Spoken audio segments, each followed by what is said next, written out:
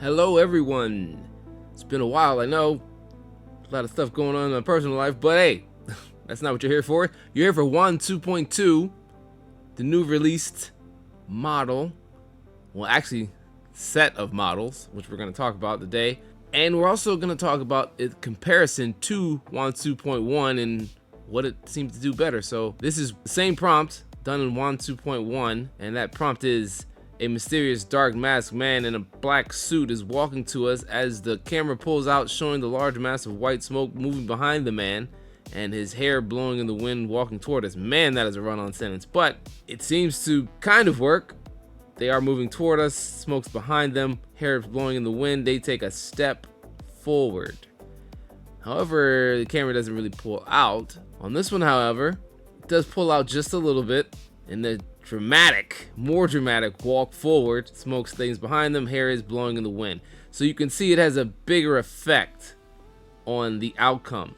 I'm using Lightx2v as well as CausVid on both of these for the sake of speed and fidelity of the image.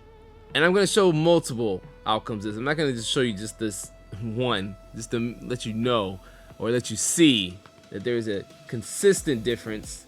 It's not just like a one-off thing or anything like that.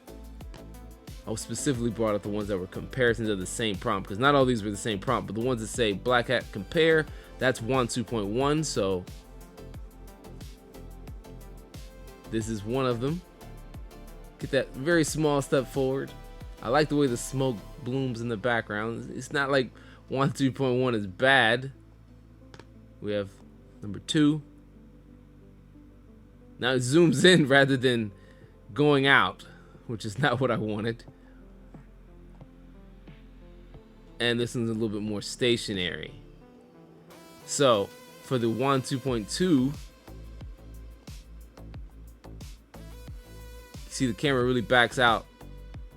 I think that's the one you see in the actual workflow here. Consistently backs out. Smoke comes out pretty well. This one, even more dramatic walk. So, I actually like this character. I think I'm gonna develop some type of series with this character. There's something about this guy I really like. He's just a fluke of a person that came from a different video that I did on this channel.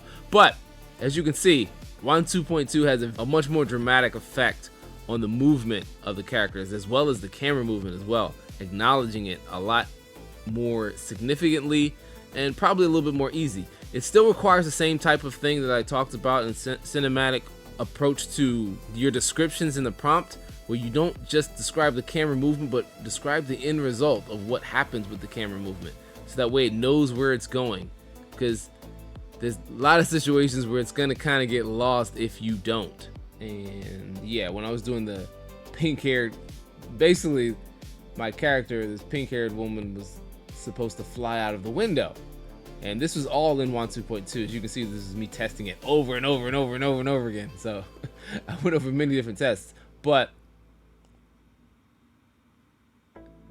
see, initially there was this effect where they would fly out of the window, but the problem was the camera wouldn't follow them the way I wanted to. And a lot of it has to do with the description of the things I made. But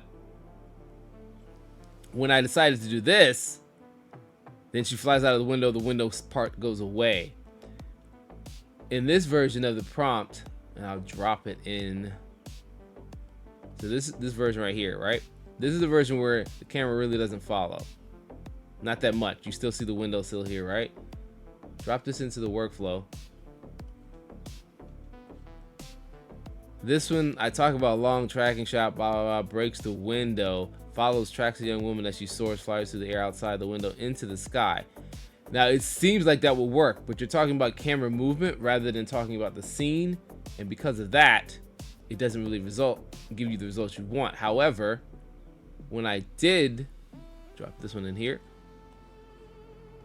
talk about the actual scene rather than just talking about that, you can see, and this is the result right here, it follows her out into the actual scene in the area. And this is a result of me being descriptive of the surrounding buildings. Have neon lit billboards, the cyberpunk style high-tech city, and seen an aerial view looking down at the bustling traffic of the downtown highway. All these things are still important. You get a higher success rate if you still follow the rules of your descriptions. You can't just describe the camera movement, you have to describe the resulting effect of the camera movement. If you need more clarification what I'm talking about, that I did a whole video about using Wan 2.1 in cinematic camera control. Look at that video if you really want to see more about that. But for now, we're gonna hop back into Wan 2.2. So what's going on here? The main difference is this high noise model and the low noise diffusion model. These work in tandem with each other. One, the high noise mostly focuses on the overall movement, the scene itself, while the low noise concentrates more on the polished effect. And as I did here, I just color coded which one's going to which. I did a walkthrough of this in one version of this tutorial, and I realized that it can get confusing really quick when it's not already color coded and like shown where it's moving. So I felt like in this situation, I'm just gonna describe and show things rather than build it out. I try to keep it easy to understand if you want to build it out too. But the point is this: high noise, as it says right here, image to video model takes its own route from the KSampler, and from this feeds into, as you can see, the latent image goes into the low noise sampler. Then the low noise KSampler, which these are advanced by the way. If you're gonna build this out, use the advanced KSampler. It's very important to this, as I'm gonna illustrate. From that low noise goes out to VAE decode and then combines it together, or the video combined together to make your output. Everything else from the Wan 2.1 side of it is basically the same. Even Wan 2.1 VAE. Notice though, when I'm putting the models through here, so when I'm using CausVid and the Lightx2v, that I'm using the Power Lora loader, which also involves the clip. In this, I'm not doing that at all. But let's talk about exactly how this high noise and low noise works together. As you can see, I have 10 steps here. You don't need to go that high, but I wanted to go that high because I wanted to pull out as much resolution as possible. The CFG is low mainly because of the CausVid and Lightx2v. Putting these in allows you to keep the steps low. So you can go as probably low as 4 or 5. But what's important to know is that I make 10 steps here and I keep this one the same.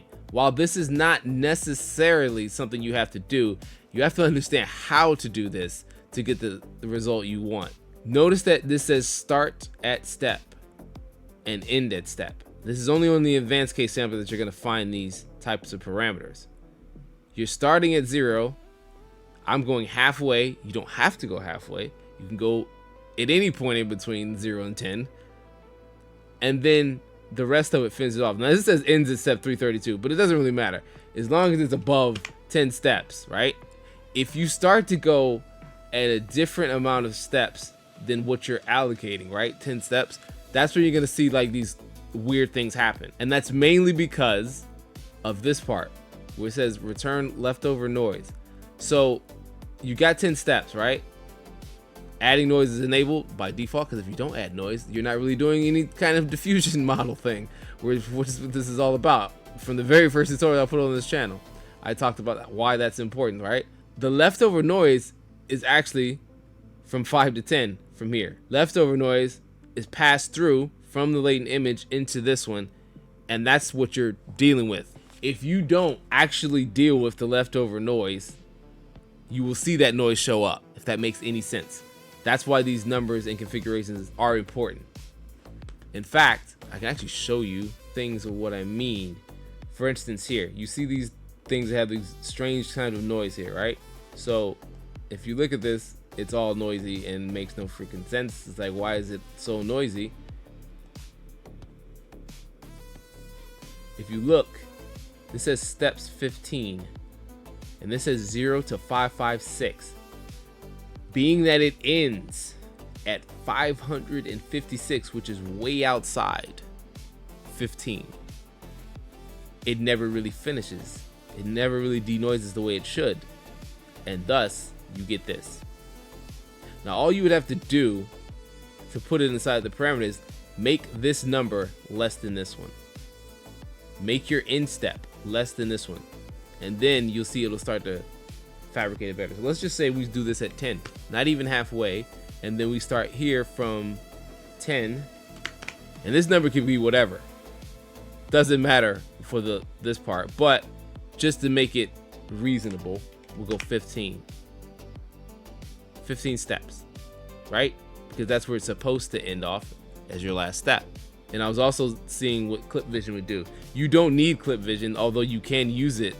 It's not required to make this thing work anymore. Okay, so while we can see this is probably not the best representation of the effect, it is no longer all grainy and filled with noise. Even though I did say return with leftover noise, doesn't really matter because there's nothing it's going to send it to other than video combined. But this is because it is within the range of these steps now. It will finish within the range of those steps. That's very important to getting this done appropriately.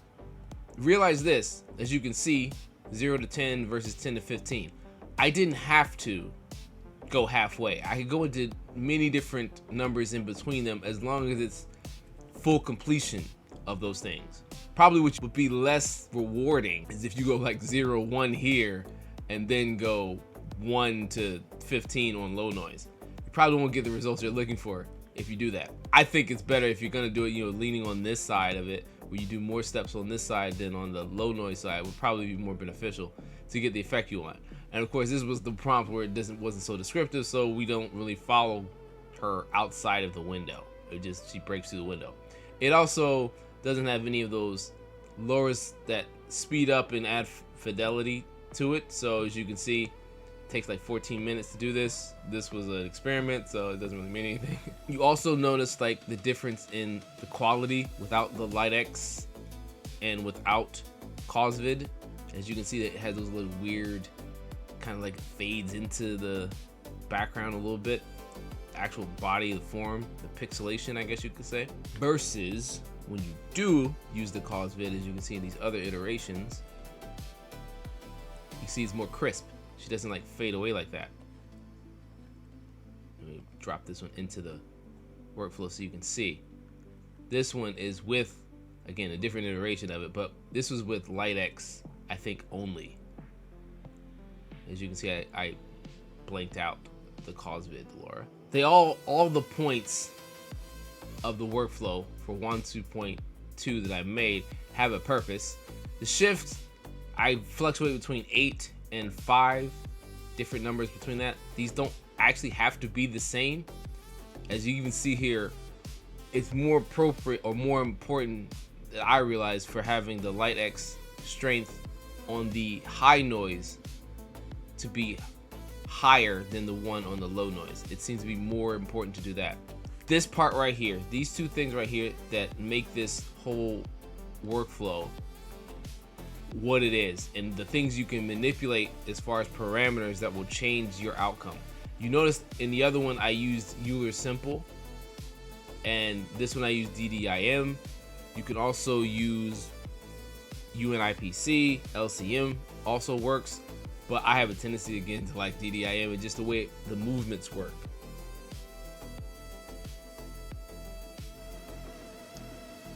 All right, this one, I like this. I actually like this one even better. The smoke comes in front of the face right there. That was not predicted. Walking towards the camera. So let's go outside the range. Now remember when I said that you can have this thing as high as 10,000 or 1,000 as has in the thing, and it won't seem to affect it, right? The main reason is because it's stopping at 10 steps no matter what.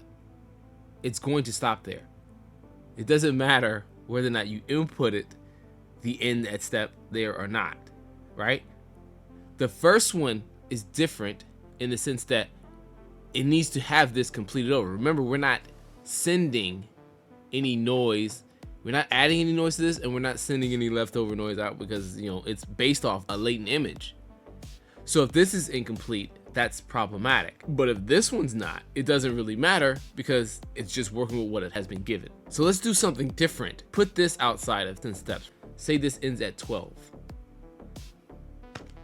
Now the problem with this is if you're already outside of the number you should be, and this is, I don't know, let's just say 12 to whatever, 15, right?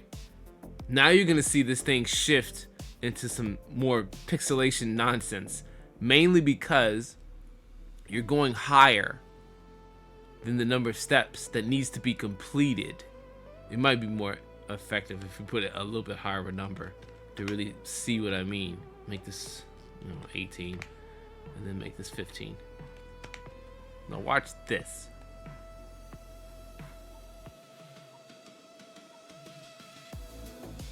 And now you see the result that we were talking about before, where it's the noise has not been resolved completely because the amount of steps that you want it to progress through is outside of the range of the number of steps that you have total here. So before we were doing this, right? Oh, let me do this. 10 steps, 5 to 10, then 5 to 10. We did one that said 12, right? Which is outside the steps of this one, which is only 10 steps. But again, it's being fed 10 steps through here to this one. So there's a whole bunch of different combinations you could do with this, right? Of altering these numbers. But I'm just trying to give you a good understanding of what it means and what the possibilities are of things you could manipulate to make it work however you want it to work, to get different results, to get different levels of fidelity. Maybe you want to do something with this. I don't know. I've always liked to mess with like these weird ghost images and things. It's like starters for something else. I call them like underpaintings or whatever. But there's a lot of things you can do with that. So let's talk about another scenario really quick. What happens if you decide to add noise? Now, as you can see inside the range, adding noise does exactly what it sounds like. It adds noise. And this makes me think, there's something I should mention about this. When you're doing like video diffusion models, right? What's happening is that it loads all of the frames for the video together at once. Like it's already completely drawn out. It's just, it renders over each time, first 0 to 5 steps, each one of those frames, and then again 5 to 10 steps, the last 5 to 10 steps over that. But it's over every single frame. All of the frames are already loaded and they're all being dealt with at the same time. This is the main reason why sometimes if you make this resolution high enough, right, what happens is if it runs out of memory, it runs out of memory even before it starts even doing this whole process, because it's not going frame by frame. I want to bring out that point because you notice like it's not like the last 5 frames, because again, that's not what it's doing. The frame count is here, right? But it's not like the last 5 frames of this thing are the part that should be having the noise, and then the rest of it at the beginning shouldn't be, because again, it loads all of those frames up together and then it renders them via these steps. How many pass-throughs? That's why initially when I talked about steps in the first tutorial on this channel, where I broke down all the different parts of a KSampler, I talked about in terms of pass-throughs. It's how many times it goes over and re-renders and all this kind of stuff. So it does it 10 times versus doing it 5 times versus doing it so many so and so. But this is literally where it's left off on the steps of rendering the thing through.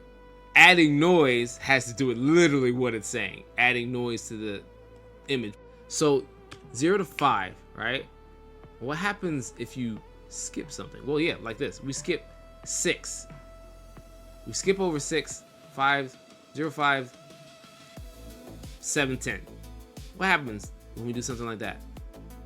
Not adding noise again on this one, but let's check out that scenario.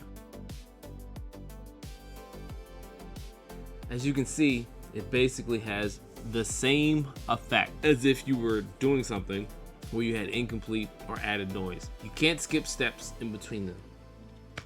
It's very important that you stay within the range of whatever you're talking about. That's the key takeaway. The only time where it's okay to be outside of the range is the instep at the low noise. You can be at 10,000, it won't matter. But everywhere else, you kind of want to stay inside the range. Otherwise, you're going to get results like this. Just to show you that it's okay to be outside, at least on this part, on the instep. Not the starting step, but the instep, on the low noise.